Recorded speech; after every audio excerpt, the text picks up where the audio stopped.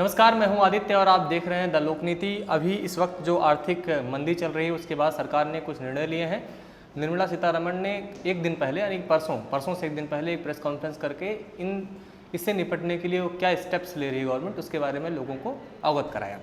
उसके बाद कल की खबर ये है कि आरबीआई ने ये निर्णय लिया कि वो इंडियन गवर्नमेंट को, भारत सरकार को 1,76,000 करोड़ रुपये यानी कि 1.25 लाख करोड़ रुपये देगी, जो पिछले 70 साल से या कह सकते हैं आज़ादी के बाद से लेकर अभी तक, जब से स्थापना हुई रिजर्व बैंक की, अभी तक सबसे बड़ा अमाउंट एक बार में लिया जा रहा है।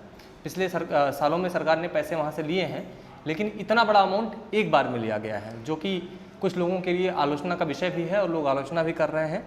लेकिन इस पूरे क्रम में जब से आप आर्टिकल हो रहा है, टीवी में खबरें आ रही हैं, लेकिन कुछ ऐसे टर्म्स हैं जो आम जनता को समझ में नहीं आ रहे हैं। तो मीडिया का जो बेसिक ऑब्जेक्टिव होता है कि जो स्टेप्स लिए गए हैं आम लोगों के लिए गए हैं, तो आम लोगों के लिए जब स्टेप्स लिए गए हैं तो उनको एड्रेस करना, उनको समझाना कि ये है क्या, जो कि बहुत मिसिंग है। ऐसे ऐसे टर्म्स हैं जो आपको समझ में नहीं आएंगे, जैसे कि आपको लायबिलिटी क्या होती है समझ में नहीं आएगी, फिजिकल डेफिसिट क्या होती है शायद आप लोगों में से बहुत कम लोग जानते हों, लिक्विडिटी क्या होती है शायद ही कुछ लोग जानते हों, एनपीए क्या होता है सब लोग जानते होंगे, नाम सुने होंगे, लेकिन शायद बहुत लोग नहीं जान रहे हों। इसके अलावा जो है एलएएफ क्या होता है आप लोगों को नहीं पता होगा। अब हम बताते हैं कि आरबीआई काम कैसे करता है। सबसे पहले तो आप ये जान लीजिए कि आरबीआई कहाँ से पैसा देता है, अपने पास से पैसा देता है। उसके पास पैसे कहाँ से आते हैं ये बड़ा प्रश्न है, यानी कि आरबीआई की इनकम क्या है। आरबीआई सरकार की बैंक है, सरकार ही उसकी मालिक है, लेकिन आरबीआई अपने निर्णय लेने के लिए स्वतंत्र है, सरकार उसको किसी भी निर्णय के लिए बाध्य नहीं कर सकती है। इसलिए सरकार ने पिछले दो जो गवर्नर हैं उनको इस्तीफा देना पड़ा, जैसे कि उर्जित पटेल और रघुराम राजन। सरकार ने इसके बाद क्या किया कि बिमल जालान जो पहले के गवर्नर रहे आरबीआई के, उनकी अध्यक्षता में एक कमेटी बना दी, जिस कमेटी ने आरबीआई के गवर्नर को ये रिकमेंड किया कि आपको गवर्नमेंट को 1.25 लाख करोड़ रुपए अपने बचत से यानी कि आरबीआई के बचत से देना चाहिए। उसके बाद तत्काल प्रभाव से ये जो है कमेटी का जो सुझाव था उसको एक्सेप्ट कर लिया गया और सरकार को ये निर्णय, आरबीआई ने निर्णय ले लिया कि सरकार को 1.25 लाख करोड़ रुपए देगी। अब ये दोनों 1.25 लाख करोड़ रुपए सरकार को आरबीआई अपने दो अकाउंट से देगी और वो दोनों अलग, एक सरप्लस अकाउंट होता है, एक होता है एलएएफ। अब एलएएफ क्या होता है इस पर बाद में जिक्र करेंगे। सबसे पहले तो आप जान लीजिए कि लिक्विडिटी क्या होती है। लिक्विडिटी बेसिकली ये होता है कि धन, आपके पास जो मनी है उसके कई फॉर्म होते हैं, उसके कई स्टेट होते हैं। वो आपके पास ज़मीन के रूप में हो सकता है, बिल्डिंग के रूप में हो सकता है, सोने के रूप में हो सकता है, कार के रूप में हो सकता है, लेकिन हर चीज़ को आप मार्केट में इजीली रन नहीं कर सकते। जैसे कि अभी आपको आवश्यकता है 1 लाख रुपए की, हॉस्पिटल में देना है, तो 1 लाख रुपए आप कहाँ पाएंगे। कार बेचने में आपको समय लगेगा, भले वो कार की कीमत 1 लाख है, लेकिन आप उसको आसानी से रन नहीं कर सकते मार्केट में। अगर वही 1 लाख रुपए आपके पास कैश में है तो आप तत्काल उसको हॉस्पिटल में दे देंगे, यानी कि जो कैश की लिक्विडिटी है वो ज़्यादा है, कैश की लिक्विडिटी ज़्यादा है, उसको हम जल्दी इजीली खर्च कर सकते हैं। तो अभी जो सवाल आ रहा है कि बैंकों के पास लिक्विडिटी की कमी है, यानी कि बैंकों के पास कैश की कमी है, ऐसा माना जा रहा है, लेकिन ऐसा है नहीं, मैं आगे आपको बताऊंगा।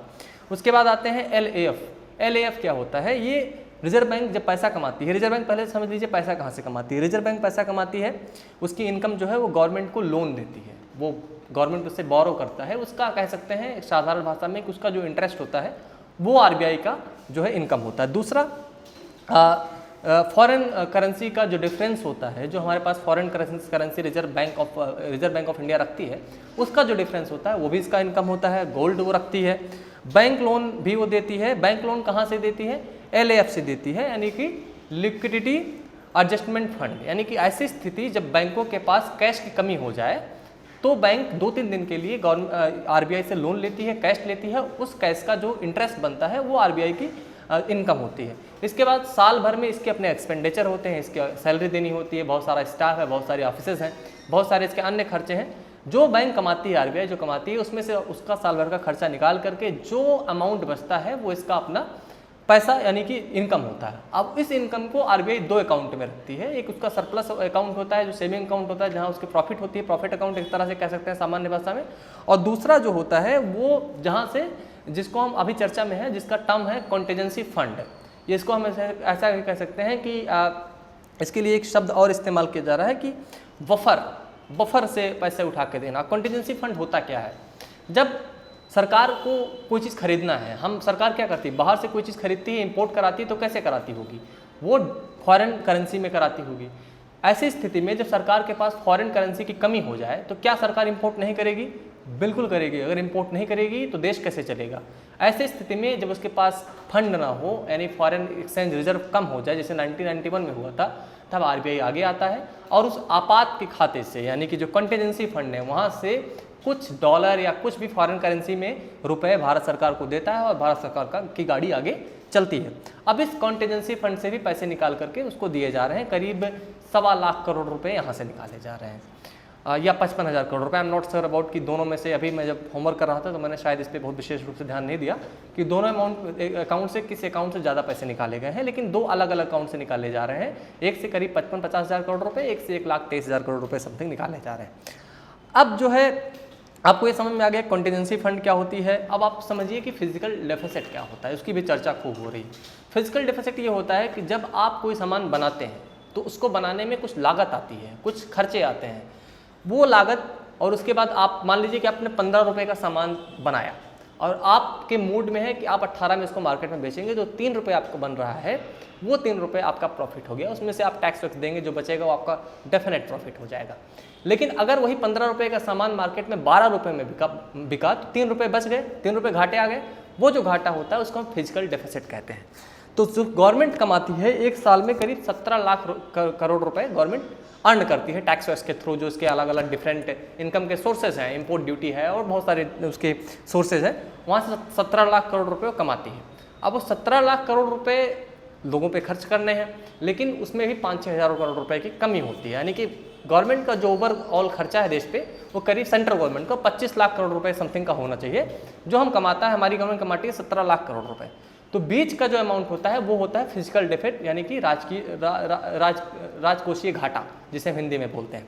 अब आपको समझ में आ गया कॉन्टीजेंसी फंड क्या होता है, आपको समझ में आ गया कि फिजिकल डेफिसिट क्या होता है, आपको समझ में आ गया कि आरबीआई की का जो है आरबीआई का एक पैसा कहाँ से आता है, आरबीआई की इनकम क्या है। इसके अलावा एक जानकारी आ रही है कि आरबीआई गवर्नर की अगुवाई में 16 सदस्यीय की टीम बनी थी। ये आपको इन्फॉर्मेशन बना देता हूँ। 16 सदस्यीय में टीमों में कुछ लोग सरकार के खास थे, और उसके बाद जो आरबीआई के अभी जो डिप्टी गवर्नर्स हैं 5-6 होते हैं, वो उसमें से कुछ आईडीबीआई बैंक के हैं, कुछ पीएनबी के हैं, जिनका बहुत लंबा भी घाटा भी है, पीएनबी घाटे में चल रही है। तो ऐसे लोग हैं जिनको पास किए, वो अलग मुद्दा है, पॉलिटिकल हो जाएगा थोड़ा सा, लेकिन मैं आपको प्रॉपर ये बताना चाहता हूँ कि सब होता क्या है, कैसे होता है।